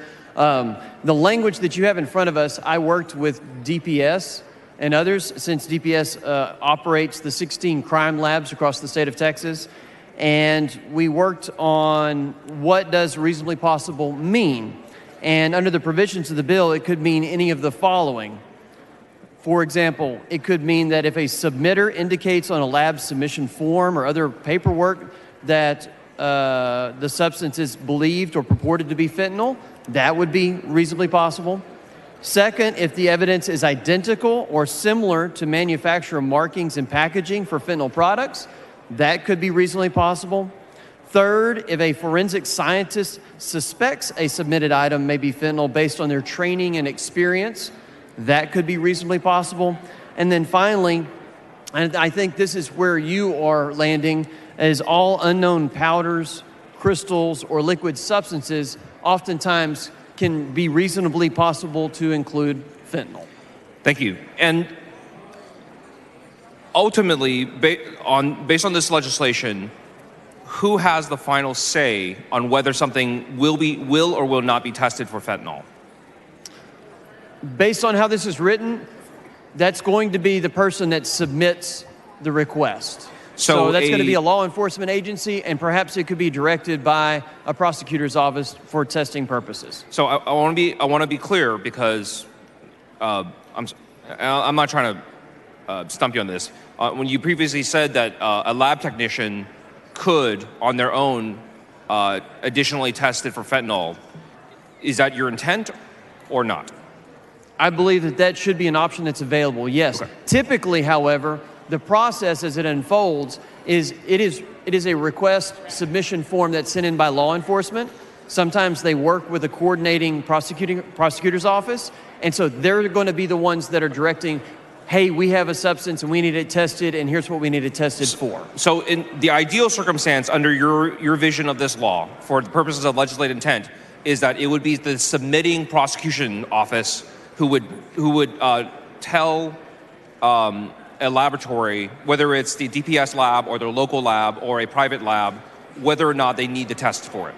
Yes, that's the intent. However, Mr. Speaker, it's getting a little loud. Members, please take your conversation outside the room. Mr. Wu, while that is the intent that whoever is submitting the evidence to be tested, we want them to drive the bus as far as making a determination. If your forensic scientist looks at the evidence and sees that it has manufacturer markings that indicate it could be fentanyl, then we want the lab technician to go ahead and test for that as well. And just one last question.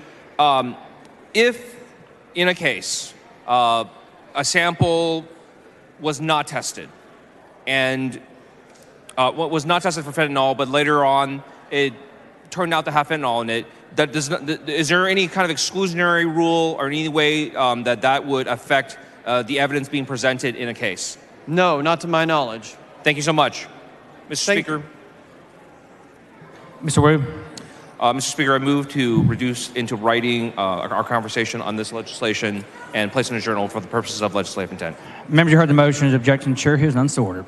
Chair recognizes Mr. Murr. Ms. Collier, for what purpose? Will the gentleman yield for a question? The gentleman yield for questions. I yield for questions. The gentleman yields. Chairman, I just want to ask a clarifying question. I think what you're trying to do is very good. I just want to see, when you have the word fentanyl in there, is it your intent to include any derivative of fentanyl as well, or? I believe that would be the common term fentanyl, as it may be used in the Code of Criminal Procedure and or defined in any other provisions under statute. So penalty group 1B is where fentanyl is included, but it also includes derivatives of fentanyl. So I just want to make sure your intent is to include all of that in there. Right now, this focuses on fentanyl, and so under the common meaning of fentanyl, that would be the test. If you look today, based on testimony that we received from DPS, is they didn't necessarily have the capability and the staff to perform these tests if they were requested by local prosecutors to do so. And so when you look at how DPS has approached the matter, DPS doesn't even engage in field testing of powdery substances anymore because of the risk of fentanyl poisoning to a trooper.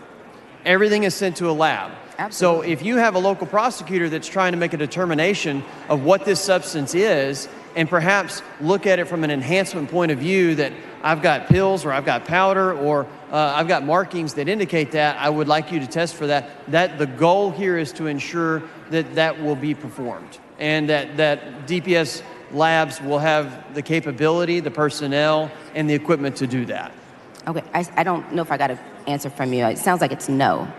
that you're just looking for straight fentanyl, not a derivative of fentanyl. I do not define it as any derivatives of fentanyl, and it's going to be its common usage throughout the Code of Criminal Procedure. Okay, thank you. Move passage. Any member speak for or against on the bill? Seeing none, the question occurs on passage of engrossment to HB 178. All in favor say aye. Opposed say nay. The ayes have it. HB 178 is passed in engrossment.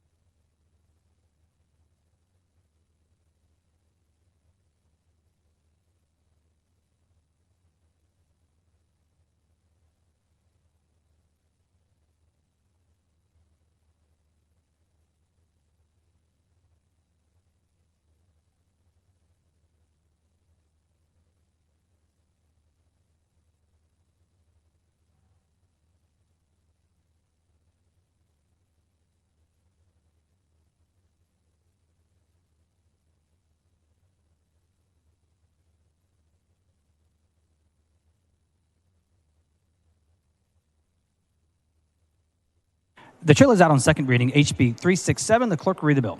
HB 367 by Jeton, relating to the powers and duties of the State Commission on Judicial Conduct. The chair recognizes Mr. Jeton to explain the bill. Thank you, Mr. Speaker. Members, House Bill 367 is enabling legislation for legislation we passed last session and creates a consistent standard between judicial candidates and incumbent judges. I move passage. Any member speak for or against on the bill? Seeing none, the question occurs on passage of engrossment to HB 367. All in favor say aye. Opposed say nay. The ayes have it. HB 367 is passed in engrossment.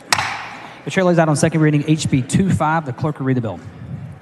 HB 25 by Tallarico, relating to wholesale importation of prescription drugs for resale to Texas residents.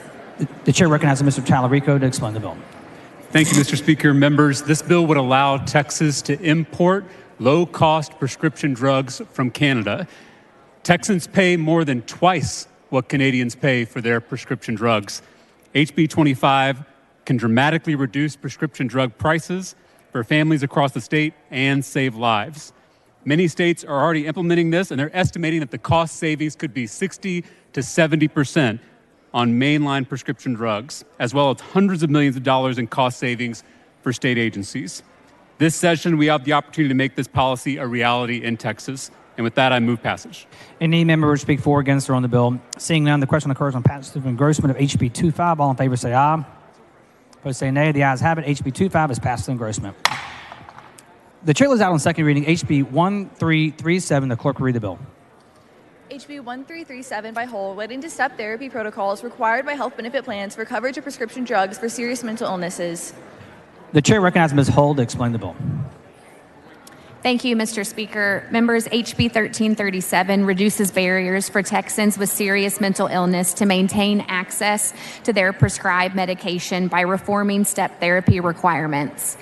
These medications often take a long time to get right, and losing access to needed prescriptions can have severe consequences not only for the stability of the patient, but for all of Texas by resulting in emergency room visits and hospitalizations, suicidal ideation, incarceration, and homelessness. I want to thank everyone who worked with me on this important bill on behalf of Texas patients, and I move passage. Any member speak for or against or on the bill? Seeing none, the question occurs on passage of engrossment of HB 1337. All in favor say aye. Opposed say nay. The ayes have it. HB 1337 is passed to engrossment.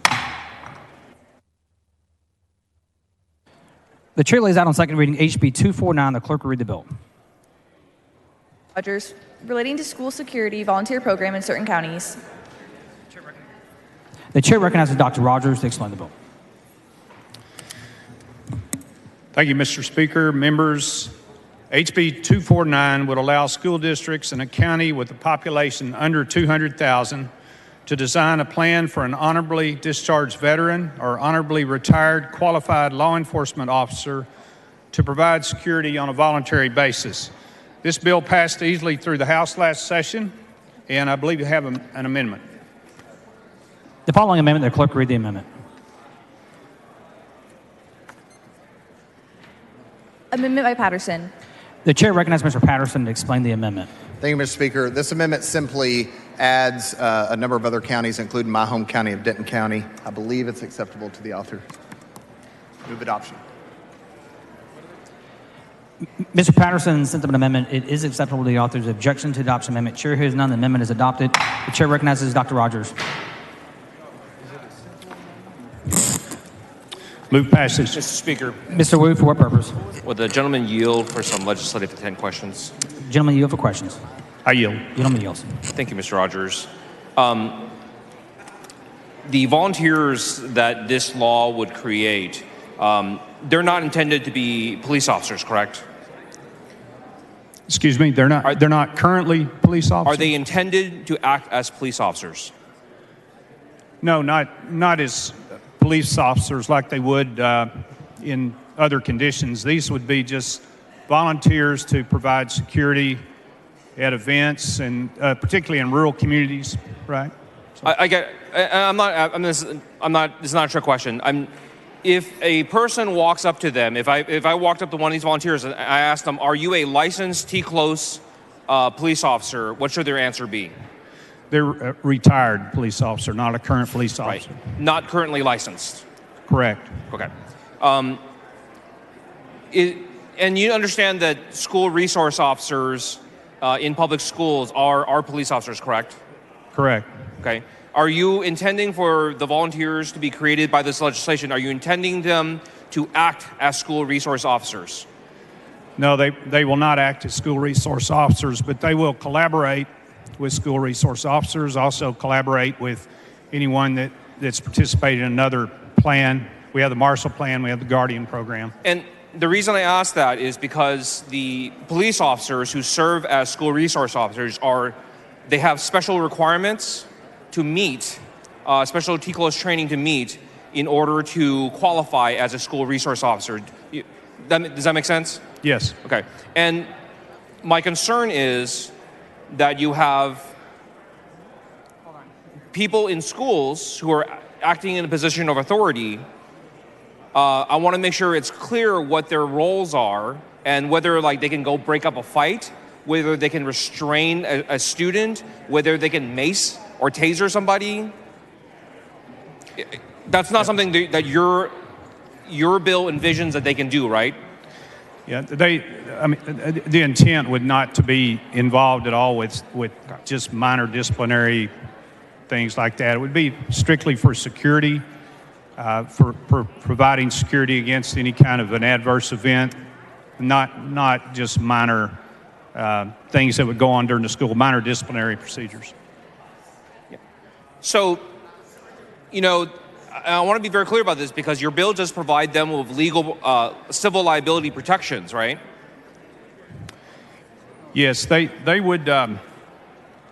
So they would be protected from liability unless there was gross negligence, right? Just like an employee would. And so that's why I want to be very clear in your legislation, be very clear about the intent of this legislation, that they're not to basically engage in activities that a trained police officer would engage in as a school resource officer. Is that a fair statement? That's correct. Okay. Mr. Speaker. Mr. Wu, for what purpose? I move to reduce the writing and to place into the House Journal our conversation on this legislation for the purposes of legislative intent. Members, you've heard the motion. Is there objection? The chair hears none, so ordered. Mr. Wally, for what purpose? Well, the gentleman yields just for the gentleman yield for questions. Yes, I yield. Gentleman yields for questions. Thank you, Representative Rogers. So just to be clear, the initial intent of the bill was for these law enforcement or these security officers, they have to be approved by the school board. Is that my understanding? That's correct. Okay. And they can, they would be authorized to carry a handgun? That's correct. Okay. What type of training would that officer, the training they're not will law be, enforcement will officers, be specifically designed by the school board, by the school and where they're operating. Okay. They have the Guardian program, the Marshall program, the training is designed for that. I would assume most schools would adopt that kind of training. Okay. But it's designed specifically to be very flexible. and Okay. particularly for rural schools that don't have the resources to have other forms of other forms of security.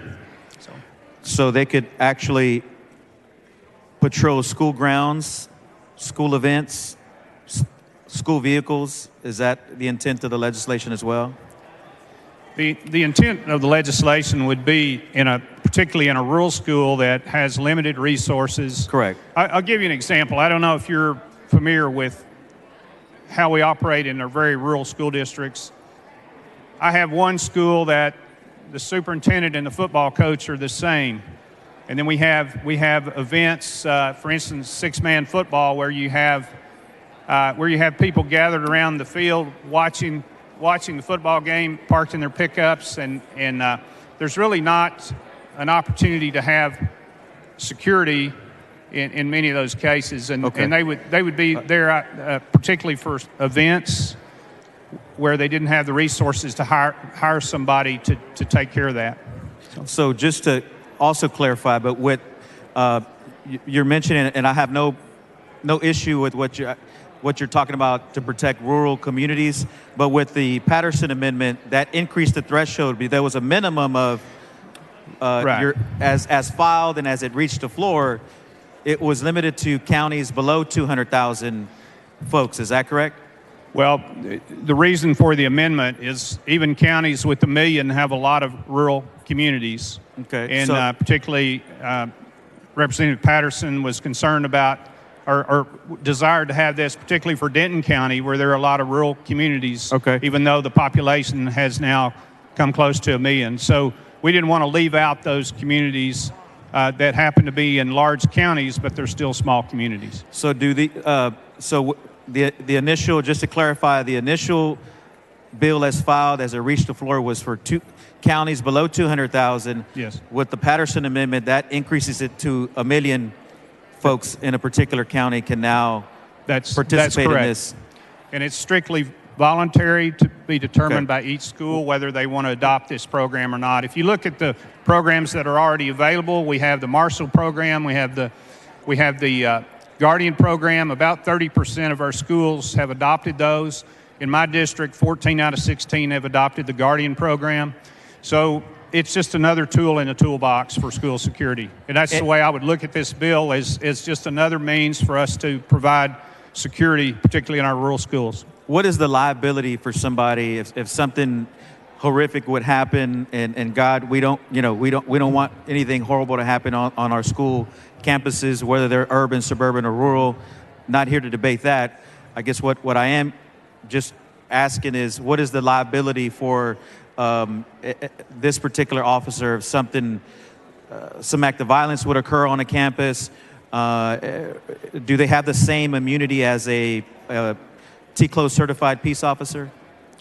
They would have the same, yes, they would have the same liability as a school employee, but obviously gross negligence would be different, but they would be covered the same way as an employee under this bill. Thank you. Thank you. Mr. Johnson, for what purpose? Will the gentleman yield for a question? The gentleman yield for questions? Yes, I yield. Gentleman yields. Thank you. In respect to the officers, and I didn't see it, and you're looking for clarification, does it require that the school employee be in uniform to identify themselves? It would be up to the individual school how they wanted them to be portrayed, but there's not necessarily a specific uniform requirement. So, in addition to that, would there be specific work hours? And the reason why I'm asking these questions is for the reason of anyone can, be a veteran and maybe get certification or whatever is needed to be on the campus, but to kind of come to and fro and not really showing a real security for the school, but kind of coming and going as they please, doesn't offer that level. And that's why I'm asking, is there an opportunity to kind of shore it up to where maybe uniforms are in place, a schedule is in place, so that the school is understood that it is being patrolled? Well, again, this program is designed for rural communities. There's vetting there's background checks. And in rural communities, the people that are involved in these programs are typically very well known in the community, and they're not going to be someone that's not recognizable in the community. Well, again, this is not a gotcha. I want to make sure that Sure, I understand it's for yeah. rule. I like the bill. I just want to make sure that the bill's intent is in place, that we're making sure that there is security, that they look like security, and that anyone can just simply say, oh, I'm security, and then grab some student or grab some parent walking up because they say they are, but can really be identified. And that's the reason why I'm just simply asking if we could make sure that those who are being security are actually being, they're being security guards. All right. So, certainly, that's a good point. And again, it'll be up to the individual schools and how they decide to do that. All right. Thank you. Thank you. Mr. Busey, for what purpose? Would the gentleman yield for a quick question? Yes, I yield. Gentleman yields. Just a quick clarifying question with the amendment and what it's doing now that you adopted. This is my question. I've got a school district that spans two counties, one with over 1 million and one with under 1 million population. How would this impact them? Well, as the bill stands now, the amended bill stands now, then you would have the ability to have the voluntary school security program in the county under 1 million and not in the So one in over part 1 of the million. school district, not the other part? Excuse me? So the schools that are within the county under 1 million could have this, but within the same district, the other schools could not? Correct. Okay, that's my question. Thank you. Thank you.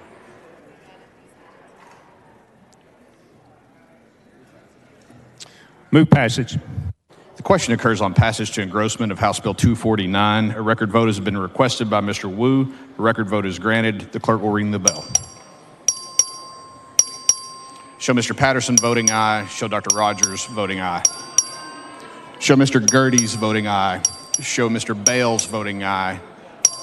Show Mr. Rosenthal voting nay. Have all voted? Show Dr. Allen voting aye. Show Dr. Allen. Have all voted? Show Ms. Bowers voting nay. Have all voted? There being 98 ayes, 43 nays, House Bill 249 is passed to engrossment.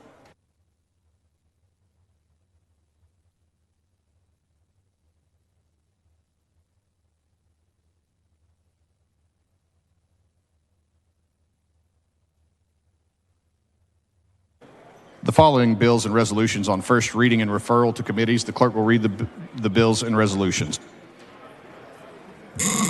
HR 984 by PLESA, honoring Collin College for its commitment to keeping the cost of tuition affordable, referred to the Committee on Higher Education. HR 1020 by MESA, recognizing the contributions of Sikhs to Texas in the Vaisakhi Festival, referred to the Committee on State Affairs. The following resolutions are being referred to the Committee on Resolutions calendars. HR 961 by Slayton, HR 965 by Slayton, HR 983 by Stuckey, HR 985 by Price, HR 986 by Burns, HR 987 by Leach, HR 988 by Leach, HR 989 by Longoria, HR 990 by Longoria, HR 991 by Stuckey, HR 992 by Stuckey, HR 993 by Moody, HR 994 by Craddock, HR 995 by Morrison, HR 996 by Morrison, HR 997 by Longoria, HR 998 by Canales, HR 999 by Leo Wilson, HR 1000 by Harris of Anderson, HR 1001 by Darby, HR 1002 by Cassell, HR 1003 by Cassell, HR 1006 by Johnson of Dallas, HR 1007 by Stuckey, HR 1008 by Timish, HR 1010 by Lujan, HR 1013 by Timish, HR 1014 by Timish, HR 1015 by Timish, HR 1016 by Manuel, HR 1017 by Gonzalez of Dallas, HR 1018 by Lopez of Cameron, HR 1019 by Paul, SCR 41 by Hinojosa.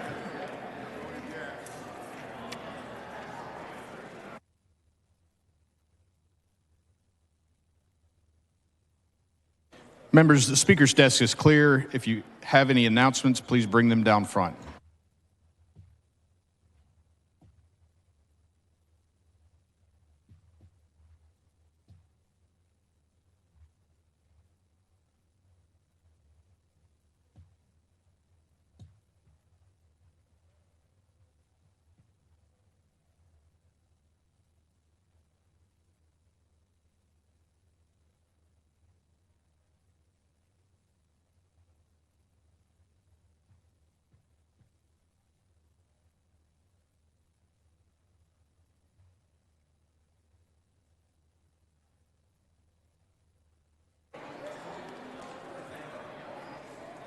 Mr. Canales moves the House adjourn until 10 a.m. Wednesday in memory of Julian Figueroa of Mexico City. Is there objection? The chair hears none. The House stands adjourned.